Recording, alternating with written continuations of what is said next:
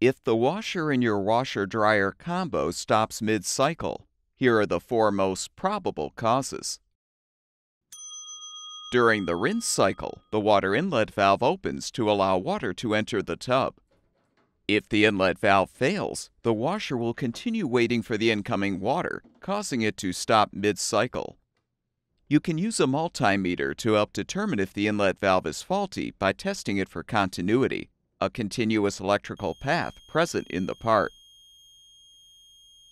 If the inlet valve tests negative for continuity, the component is defective and will need to be replaced. On most washer-dryer combos, the lid or door switch prevents the washer tub from spinning when the lid or door is open. If the switch is defective, the washer may stop mid-cycle. You can use a multimeter to determine if the switch has continuity. If the switch tests negative for continuity, then it will need to be replaced. The main control board is responsible for sending voltage to all the washer components, so a malfunctioning board may be the cause of the washer stopping mid-cycle. Since this is rarely the case, you should confirm the water inlet valve or lid or door switch is functioning properly before replacing the control board.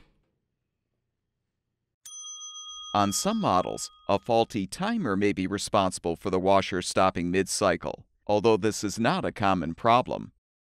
As with the main control board, you should first confirm that the other more likely defective components are working properly before considering a timer replacement.